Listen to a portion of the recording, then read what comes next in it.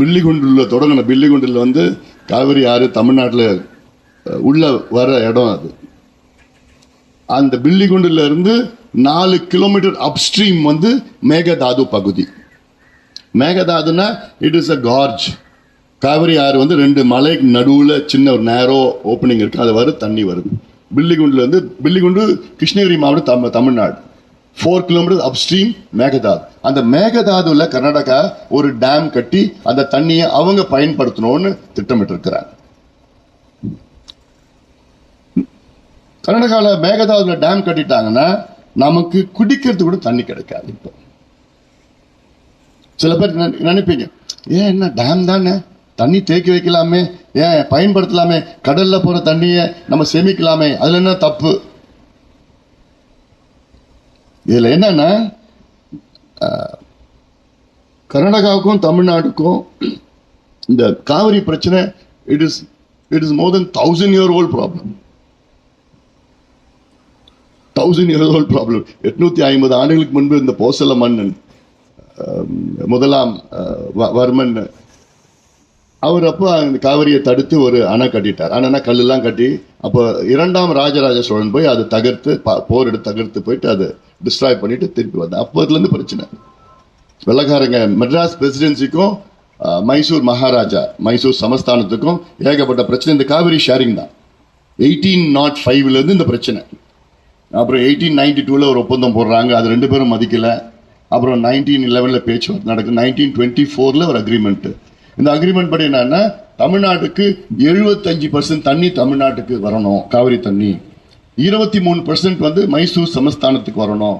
2% வந்து ட்ரவாங்கூர் சமஸ்தானம், ட்ரவாங்கூர் மகாராஜாக்கு 2%, மைசூர் மகாராஜாக்கு 23%, தமிழ்நாட்டுக்கு 75% of the Kaveri water we should use, we can use it.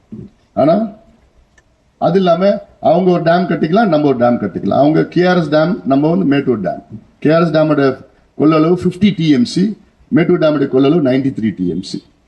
So இதுதான் 50 வருஷமா ஓடிட்டு இருந்தது. திடீர்னு இந்த அக்ரிமெண்ட் முடியறதுக்கு முன்பு 74 அக்ரிமெண்ட் முடியுது. 70, 71, 72 டிஎம்கே ஆட்சி காலத்துல திடீர்னு 3 டேம் டக்குன்னு கட்டிட்டாங்க. நம்ம அனுமதி இல்லை.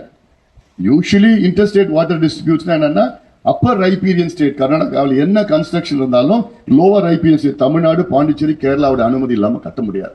இதுதான் விதி, இதுதான் சட்டம், இதுதான் தீர்ப்பு, எல்லாமே இருக்கு. ஆனாலும் நம்ம அனுமதியே கேட்கல, கட்டிட்டாங்க. 3 டேம் கட்டிட்டாங்க. இப்போ 3 டேம் கட்டினால அவங்களோட கெப்பாசிட்டி 115 TMC ஆக உயர்ந்துடுச்சு. நமக்கு 93 தான் ஸ்டில். இப்ப மேகதாது டேம் கட்டுறது திட்டமிட்டு இருக்கிறாங்கன்னா, மேகதாதோட கொள்ளளவு 70 TMC. ஸோ அப்போ பார்த்தீங்கன்னா 70 + 115 185 TMC கர்நாடகாவில் தண்ணி அவங்களுடைய கெப்பாசிட்டி, ஸ்டோரேஜ் கெப்பாசிட்டி உயரும். நம்மளது ஸ்டில் 93. இன்னைக்கு தண்ணி வரல குடிக்கிறது. மேகதாது கட்ட அந்த தண்ணி கொஞ்சோண்டு குடிக்கிறது மட்டும் தான் வருது. ஆக்சுவலா மேட்டூர் டேம் June 12 திறந்திருக்கணும். எவ்ரி இயர் June 12 வந்து குறுவை சாகுபடிக்கு கல்டிவேஷன் திறப்பாங்க. இந்த வருஷம் திறக்கல.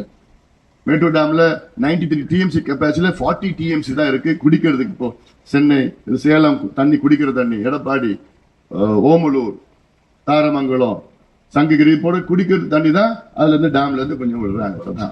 தண்ணி இல்லை. மேகதாது கட்டால் அந்த தண்ணி கூட நமக்கு கிடைக்காது. ஏன்னா அவங்க விட மாட்டாங்க.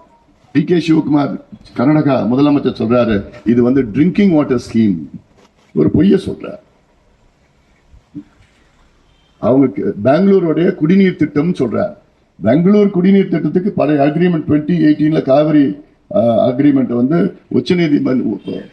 உச்சநீதிமன்றம் எழுதி தீர்ப்பு கொடுத்த நேரத்தில் அவங்க சொன்னாங்க, பெங்களூர் ட்ரிங்கிங் வாட்டருக்கு 4.75 TMC நீங்க எடுத்துக்கலாம், தமிழ்நாடுக்கு 177.25 TMC, பாண்டிச்சேரிக்கு 7 TMC, 5 TMC எவாபரேஷன் சொல்லிட்டு நம்மள குறைச்சிட்டாங்க. ஒவ்வொரு முறை குறைச்சிட்டாங்க தண்ணியை.